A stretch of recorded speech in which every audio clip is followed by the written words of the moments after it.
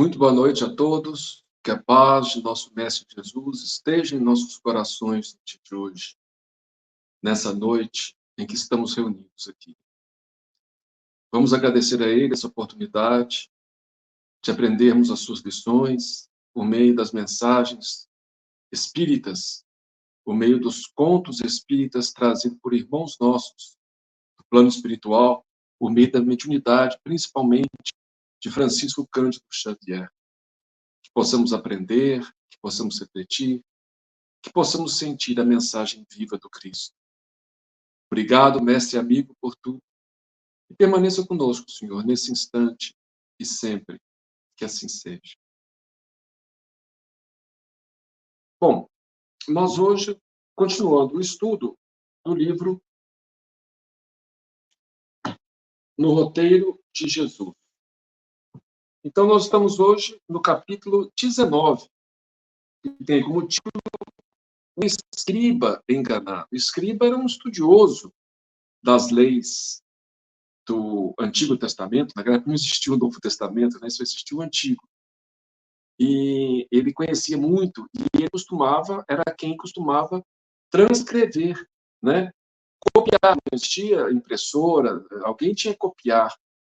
E tinha que ter pessoas treinadas, não só para escrever bem, mas para escrever corretamente, porque às vezes uma vírgula, alguma letra, alguma coisa que fosse mudada, poderia modificar a mensagem. Então, os escribas eram pessoas extremamente capazes, intelectualmente falando, e eles compunham aquele quadro, naquela época, dos intelectuais religiosos, digamos assim, junto com os fariseus. Eu não tenho certeza, mas parece que também os fariseus, alguns fariseus podiam ser escribas também, mas isso eu não tenho certeza. Mas eu acho que, de qualquer maneira, os fariseus, os escribas, né, eram os mais intelectualizados da época, os mais cultos também. Então, o título da mensagem é O Escriba Enganado. Achava-se o mestre em casa de Pedro, em Cafarnaum, né? Contudo, em localidades diversas, em derredor do grande lago, propalava-se-lhe a boa nova. Comentavam-se-lhe as preleções. Qual se lhe fora um príncipe desconhecido, chamado à restauração nacionalista. Então, muita gente achava, ouvindo ele falar, que ele seria uma espécie de um príncipe que ia restaurar o poder de Israel, que tinha sido invadido, aquela região toda, pelos romanos, né? Então, muita gente esperava a chegada de um Messias, de um comandante, de alguém que pudesse libertar o povo dos domínios romanos. Se aparecia em público, era apontado como um revolucionário, em vias de levantar a bandeira de antigas reivindicações. E quando no santuário doméstico recebia visitas corteses e indagadoras. Não surgiam, no entanto, tão somente os que vinham consultá-lo acerca de princípios libertários, mas também os que, inflados de superioridade, vinham discutir os problemas da fé. Então, se aproximava dele muita gente revolucionária, muita gente querendo mudanças políticas, digamos assim. Mas também se cercavam dele e vinham questioná-lo pessoas ligadas à fé, que são esses que eram muito cultos e queriam resolver problemas da fé. Muitos achando que ele ia fazer as modificações que eles queriam, né? Foi assim que o escriba Datã se acercou familiarmente dele, sobraçando rolos volumosos e guardando ares de mistério na palavra sigilosa e malevolente. Então, ele chegou perto de Jesus cheio de rolos. Naquela época não existiam livros como a gente vê hoje, né, com páginas, eram rolos, né, os pergaminhos, então a pessoa abria e lia, né, onde queria ler. E aí o Datã chegou cheio de rolos e falando meio assim, escondido, né, ares de mistério e malevolente. Fez solene preliminar, explicando os motivos de sua vinda. Estudara muitíssimo. Conhecia o drama de Israel desde os primórdios. Possuía velhos escritos referentes às perseguições mais remotas. Em virtude da inteligência nata com que sabia tratar os problemas da revelação, declarava-se disposto a colaborar no restabelecimento da verdade. Pretendia contribuir não só com o verbo inflamado, mas também com a bolsa no banimento sumário de todos os exploradores do tempo. Olha que interessante. Então, ele era um escriba, uma pessoa que conhecia muitas coisas, conhecia toda a história de Israel, desde Abraão, Moisés, os profetas, né? E ele era uma pessoa que criticava a exploração da fé. Então, ele não era um explorador da fé. Não era alguém que ganhava dinheiro explorando a fé dos outros. Então, ele ficava revoltado em ver o comércio que existia no templo, né? E as pessoas lucrando em cima da fé alheia. E aí ele chega e fala com Jesus, né? Ele queria que todos fossem banidos, os exploradores do templo. Então, o templo que ficava em Jerusalém tinha muitos desses exploradores que ganhavam dinheiro em cima das oferendas, em cima das coisas ali que as pessoas iam fazer no templo. E aí ele chega e pergunta para Jesus: Mestre, não será indiscutível a necessidade de reforma da fé? Sim, confirmou Jesus. Tatã prosseguiu: Venho trazer-te, pois, a minha solidariedade sem condições. Dói-me contemplar a casa divina ocupada por ladrões e cambistas sem consciência. Sou cultivador da lei, rigorista e intransigente. Tenho o Levítico de cor para evitar o contato de pessoas e alimentos imundos. Levítico é um dos livros do Antigo Testamento, né? Para evitar o contato de pessoas e alimentos imundos. Cumpro as minhas obrigações e não suporto a presença de quantos dilapidam o altar sob pretexto de protegê-lo. Então, ele não suportava ver aquela exploração. Aparentemente, era uma causa justa, né?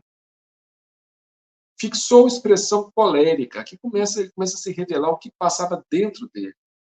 E nenhuma causa, a gente vai ver com Jesus aqui, justifica a cólera, a violência, o ódio, nada justifica isso, né? Não existe guerra santa no Evangelho. Bom, ele fixou expressão colérica, baixou o tom de voz e anunciou: tenho comigo a relação de todos os lagartos e corvos que insultam o santuário de Deus.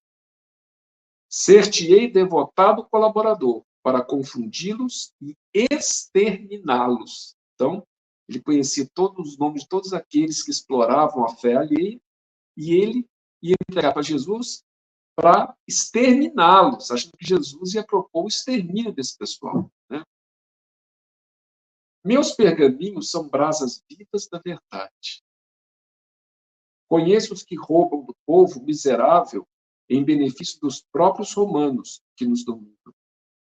O templo está cheio de rapinagem. Há feras em forma humana que ali devoram as riquezas do Senhor, lendo textos sagrados. São criaturas melosas e escarninhas, untuosas e traidoras. O Cristo ouvia sem qualquer palavra que lhe demonstrasse o desagrado. Então, Jesus ouvia sem interferir. E ele falando, né? As feras em forma humana, o Datan, né, o escriba falando. Criaturas melosas, traidoras, né? E, ébrio de maledicência, o visitante desdobrou um dos rolos, fixou alguns apontamentos e acrescentou. Então, tinha uns rolos que ele mesmo tinha anotado, feito anotações sobre as pessoas que frequentavam o templo. O rabino Jocanã vive cercado de discípulos, administrando lições, mas é proprietário de muitos palácios, conseguidos à custa de viúvas misérrimas. É um homem asqueroso pela sovinice a que se confia. Então, ele apontou um, né? E que é o rabino Jocanã, tinha palácio, né, conseguidos à custa de viúvas. Ele tomou o dinheiro. O rabino Jafé, desde muito, é um explorador de mulheres desventuradas. Do átrio da casa de Deus para dentro é uma ovelha, mas do átrio para fora é um lobo insaciável. Então, ele falou de outra pessoa, o rabino Jafé, que explorava mulheres. Nasson, o sacerdote, vale-se da elevada posição que desfruta para vender, a preços infames, touros e cabras destinados ao sacrifício, por intermédio de terceiros que lhe enriquecem as artes. Já possui 3 casas grandes cheias de escravos em Cesareia, com vastos rebanhos de carneiros. Então as pessoas chegavam ali no templo e tinham que levar um animal para ser sacrificado naquela época, né? Às vezes a pessoa não tinha, então elas compravam. E esse, segundo o Datan, né, esse sacerdote, Nasson, vendia esses animais, touros e cabras, através de um intermediário. Ele não vendia diretamente, alguém vendia para ele, mas dava o dinheiro para ele. E com isso, ele já tinha 3 casas, cheias de escravos. Nenhuma dessas situações são louváveis, todas são situações realmente críticas, né? Passíveis de crítica. Agiel, um dos guardas do sagrado candeeiro, aquele candeeiro que tem no templo, né, com 7, acho que 7 braços, assim, né? Um dos guardas do sagrado candeeiro enverga túnica respeitável durante o dia e é salteador durante a noite. Sei quantas pessoas foram por ele assaltadas no último ano sabático. Olha só. Então, esse Agiel, que é um dos guardas daquele candeeiro, né? Então, de dia, ele era uma pessoa respeitável, mas à noite ele assaltava as pessoas. Literalmente, ele roubava, ele era um assaltante, né? Nimrod, o zelador do Santo dos Santos, tem 7 assassinos nas costas. Formula preces comoventes no lugar divino, mas é malfeitor contumaz evadido da Síria. Então, o zelador do Santo dos Santos, Santo dos Santos é o lugar mais sagrado dentro do templo. Só o sumo sacerdote podia entrar lá. E esse Nimrod era zelador desse lugar, tomava conta ali. E ele tem, segundo o Datan, ele tem 7 assassinatos, né, nas costas. Ele matou 7 pessoas. Formula preces comoventes, mas é malfeitor contumaz, que tinha fugido da Síria. Manassés, o explicador dos salmos de Davi, vende pombos a preços asfixiantes, criando constrangimento às mulheres imundas que buscam a purificação, de maneira a explorar-lhes a boa-fé. A mesma coisa, né? Ele vendia pombos por sacrifícios. E porque naquela época acreditava que se a pessoa tivesse pecado e não fizesse sacrifício animal, ela podia ser purificada pelo sangue desse animal, né? Então, esse Manassés, ele vendia pombos, ganhava dinheiro com isso. Embora fosse o explicador dos salmos de Davi. Gad, o fiscal de carnes impuras, tem a casa repleta de utilidades do santuário, que cede modicamente, enchendo-se-lhe os cofres de ouro e prata. Então, ele tinha coisas cheias de coisas do santuário que ele cede em troca de dinheiro. Efraim, o levita, que se insinua presentemente na casa do sumo sacerdote, é político sagaz. A humildade fingida lhe encobre os tenebrosos planos de dominação. Então, esse Efraim é um político sagaz, né? Reparando, porém, que Jesus se mantinha mudo, o interlocutor interrompeu-se, fixou-o com desapontamento e concluiu: Senhor, aceita-me no ministério. Estou pronto. Informaram de que te dispões a fundar um novo reino e uma nova ordem. Auxiliar-te-ei a massacrar os impostores. Renovaremos a crença do nosso povo. E essa é a vontade de muita gente até hoje. Achar que a proposta do evangelho é o massacrar as pessoas que fazem o mal. Mas Jesus sorrindo agora, Jesus, quem diz, você não entendeu nada, né? Compassivo e triste ao mesmo tempo. É um sorriso, mas ao mesmo tempo lamentando. Retrucou muito calmo. Natan, equivocas-te naturalmente, qual acontece a muitos outros. A boa nova é de salvação. Não procuro delatores, nem carrascos, sempre valiosos nos tribunais. Estamos buscando simplesmente homens e mulheres. Olha, homens e mulheres. Naquela época não era comum as pessoas, as mulheres, terem alguma importância nos movimentos sociais. Mas Jesus fala que procurava homens e mulheres que desejam amar o próximo e ajudá-lo em nome de nosso Pai, a fim de que nos façamos melhores uns para com os outros. Simplesmente isso. O que Jesus estava procurando? Homens e mulheres que desejam amar o próximo e ajudá-lo em nome de nosso Pai, a fim de que nos façamos melhores uns para com os outros. Esse é o objetivo do Evangelho. Que a gente possa aprender a amar para nos fazermos melhores uns para com os outros. E aí, se acontecer isso, o reino de Deus está implantado aqui na Terra.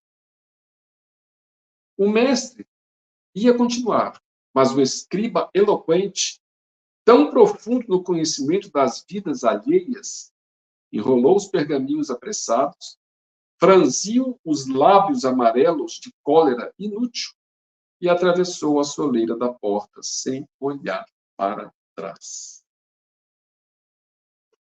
Então, nós vemos até hoje muita gente, muito cristão, muito espírita, inclusive, que desejaria ter um comportamento como o do Natan, que vê, às vezes, né, líderes religiosos roubando o povo, as coisas acontecendo. Não que Jesus concorde com isso, mas a proposta de Jesus é salvar e não massacrar as pessoas. As pessoas que cometem erros desse tipo, elas responderão perante a consciência, elas já estão condenadas.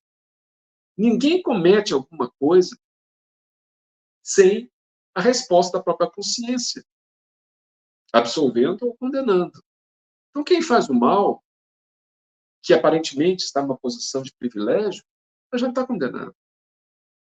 Ela está condenada pelas leis divinas. Ela vai colher o que plantou. Mas não cabe a nós, cristãos, atirarmos pedras, criticarmos, querermos massacrar os outros, mesmo que for um massacre só com palavras. Cabe ao discípulo de Jesus procurar resgatar as pessoas. Ao vermos alguém assim, perdido, nós devemos orar pela pessoa. Devemos ter misericórdia e compaixão, sabendo que a pessoa está presa a um cipoal, a um lamaçal, do qual não sabemos quando ela vai conseguir se retirar. Então, Jesus não concorda com esses procedimentos falados aqui, mas ele fala que ele veio para salvar e não para massacrar as pessoas ou para condenar ninguém. E isso nós devemos compreender muito bem até os dias de hoje, porque até os dias de hoje tem muitos Natan, muitos dessas pessoas que querem condenar, botar o dedo, falar mal. E Jesus, a proposta de Cristo, não é essa. A proposta de Cristo é resgatar o ser humano, o Filho de Deus que há em cada um de nós. Todos somos filhos de Deus. Só que nós, normalmente, esquecemos disso. E Jesus quer resgatar isso, trazer de volta à tona o Filho de Deus que há em cada um de nós. Então, com essa mensagem, encerramos nossos comentários, pedindo a Jesus que nos ilumine, que derrame a sua misericórdia em nossos corações, que possamos ter compaixão de nossos irmãos, e não só daqueles que sofrem, mas daqueles que fazem sofrer, dos viciados, dos que caminham fora da lei, fora de princípios, morais, que possamos ter piedade. Não cabe a nós, existe realmente a justiça terrena, tem o seu propósito e nada contra isso, né? A sociedade precisa, mas a nós, pessoalmente, não cabe a nós carregarmos ódio no coração, como Datã carregava ódio. Ele queria eliminar essas pessoas, ele tinha ódio dessas pessoas, né? Então, isso revela que ele também era uma alma necessitada, uma alma doente também, como os outros. E não podemos auxiliar se nós não nos curarmos primeiro do ódio, da revolta e do mal que trazemos dentro de nós. Muita paz a todos, que Jesus abençoe nossos lares e conduza sempre as nossas vidas.